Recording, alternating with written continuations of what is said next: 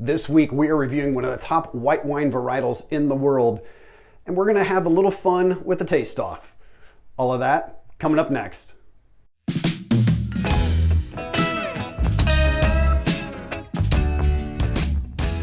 Hello and welcome to Wine This Week with Scott Leek.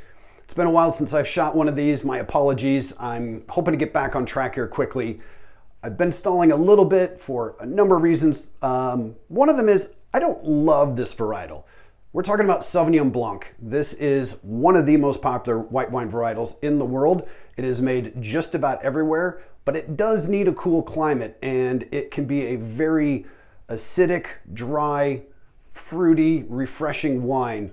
But for some people, the acidity on this can sometimes be so high that it's a little off-putting. But it's summertime.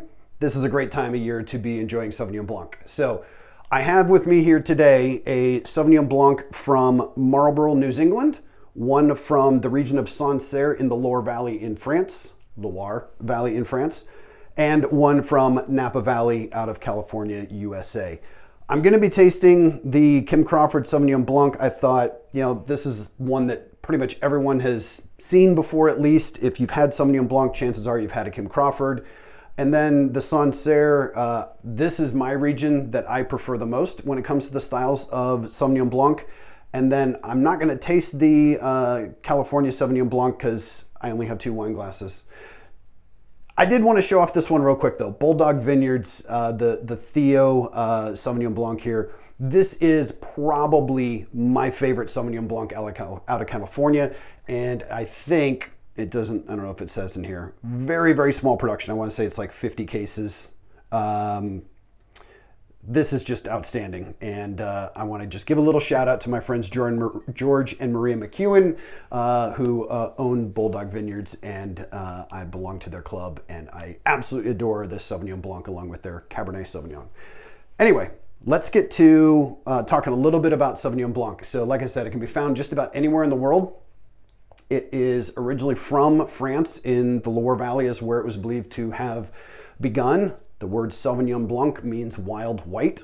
It is the parent grape of Cabernet Sauvignon. So although it's a white wine, it is the parent. It was crossbred naturally with Cabernet Franc, and that's how Cabernet Sauvignon came to be.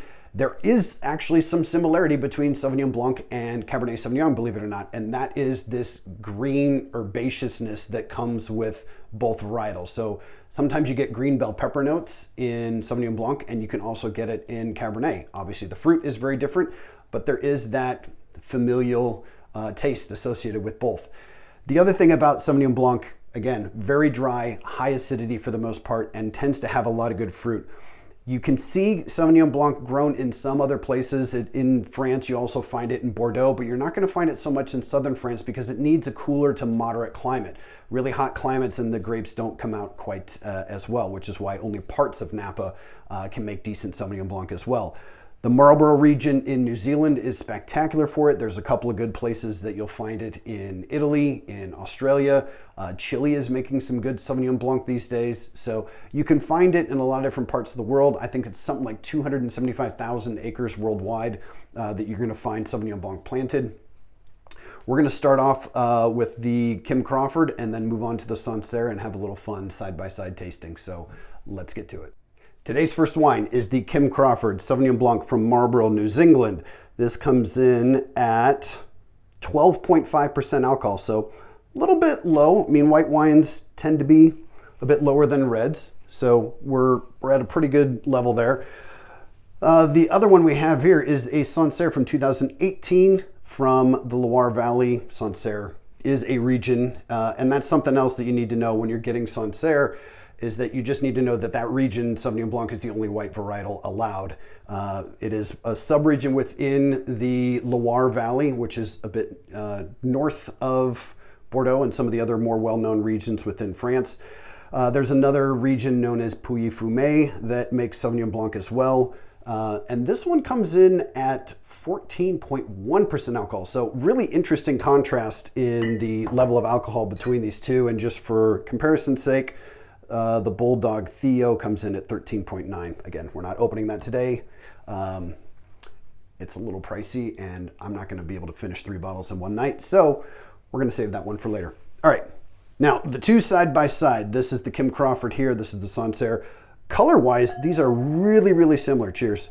I'm going to go with, this is kind of a medium lemon color. I think they're both probably about at that level. Yeah, kind of a medium gold, but really nice. Let's start with the Kim Crawford. Sauvignon Blanc is so distinctive on the nose. I mean, it is just unbelievable how distinctive it is. If you could smell acidity, this is what acidity would smell like. Lots of lime coming through. And again, cooler climates tend to have more of those citrus fruits. So you're going to have some lime. Maybe you get some lemon as the climates get a little bit warmer. And I'm curious to see how it affects the Sancerre with the alcohol levels. Not that that's perfectly correlated. But as you get a little bit warmer, you start to think of like fruits that come from warmer regions. So you might get into gooseberry, passion fruit, white peach. Sometimes they get kind of flowery peach flavors and smells. There is a little bit of floral coming through in this, not much.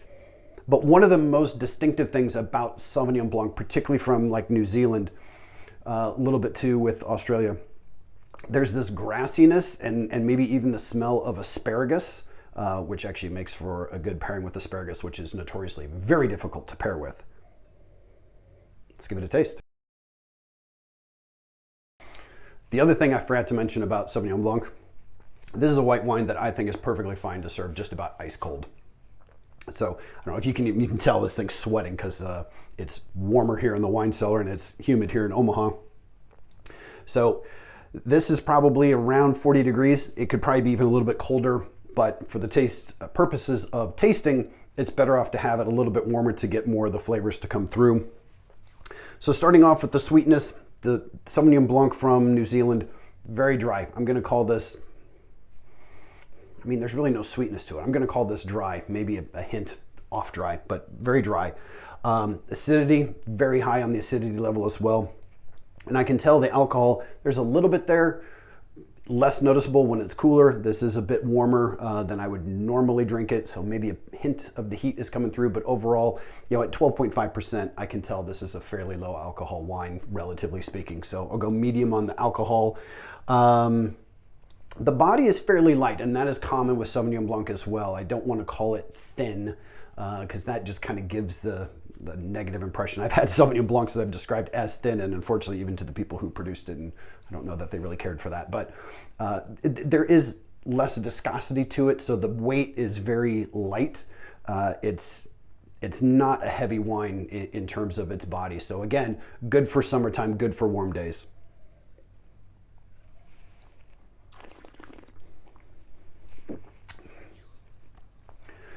Definitely that lime is coming through, a little bit of lemon. The acidity is really great on this. It's not over the top. Sometimes I would just worry, like I've described the acidity on some Sauvignon Blancs as being sharp. I wouldn't go so far as to call this sharp. Kim Crawford is very, very mass produced. So it's not surprising that they've got it kind of dialed in. Vintage after vintage, it's going to be very similar, very consistent. And sometimes just razor sharp acidity is a little off-putting, so they've got it dialed in just where they want it. Not a whole lot else going on there. Yes, there's a little bit of that green herbaceousness. There is maybe some dill or tarragon, some type of herb coming through, which is very common with Sauvignon Blancs as well, particularly the ones from New Zealand. I find them to be more green, more herbaceous, more herbal. I said herbaceous already. You get my point. Let's move on and try the Sancerre. Oh, last thing, finish on this is pretty good. I'm still getting a decent finish, so I do need to give that some credit. The finish is pretty good length on it. I'll go medium plus on the finish. Now, with the Sancerre, again, color's about the same. Very different nose. My goodness, it's I don't want to call it muted. It's the nose on the Kim Crawford is just so intense. Again, that kind of grassy, and asparagus flavors or notes are coming through. Sometimes you might even hear people describe cat pee, like that kind of ammonia smell from cat pee, because it can be so intense. I know that sounds weird and I don't really find that appealing, but some people will use that to describe a wine, and it's not flawed or any means. It's just that's something that comes through. The nose on the Sancerre, though, it's getting a little bit more of kind of those like whetstone, slate, flint. There's just some rockiness that's coming through a little bit more on the nose, which I totally dig. There is some citrus coming through, not terribly strongly,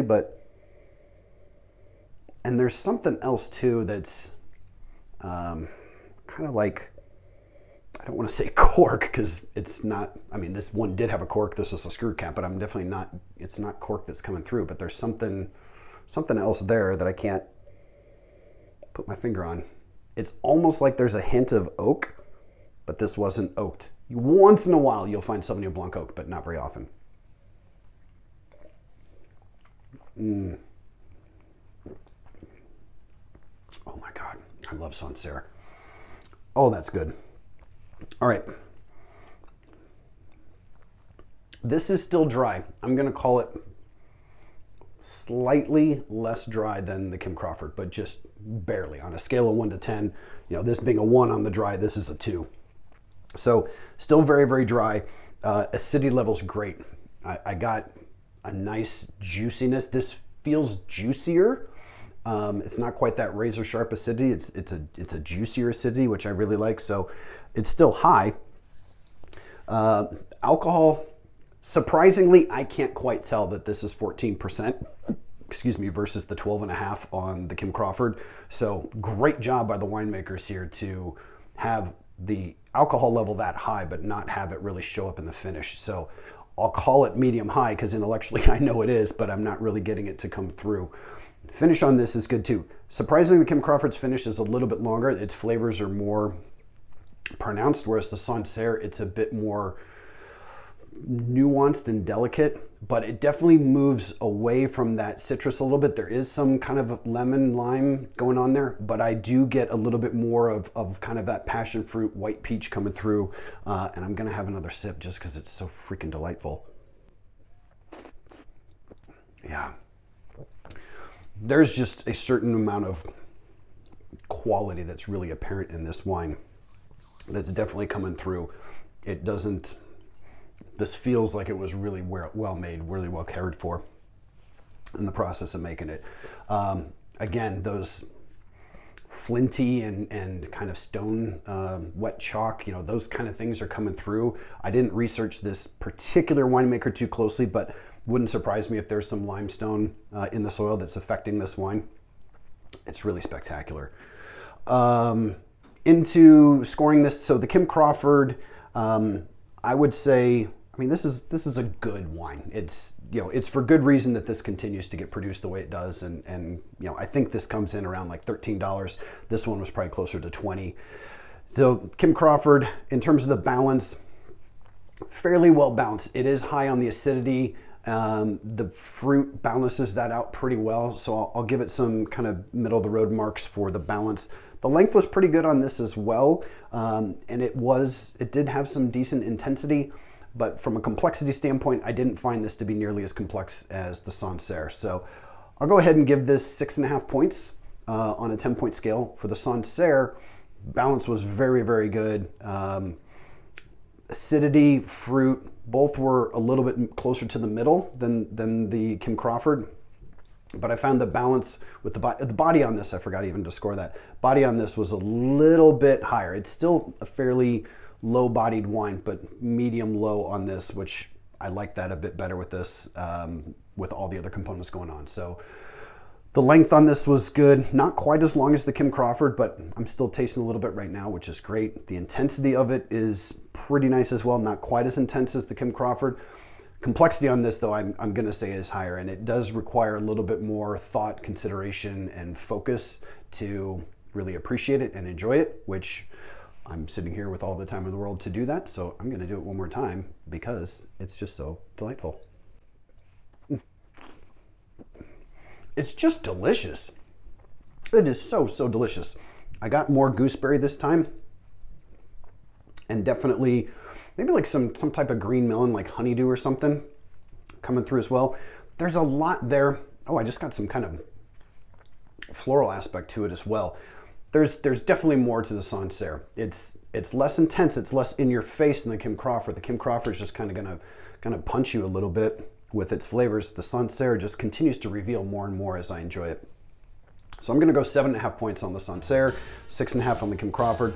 Both are good, both are serviceable. It's a really hot day here. I'm gonna have more of these later this evening and thoroughly enjoy them, as will others.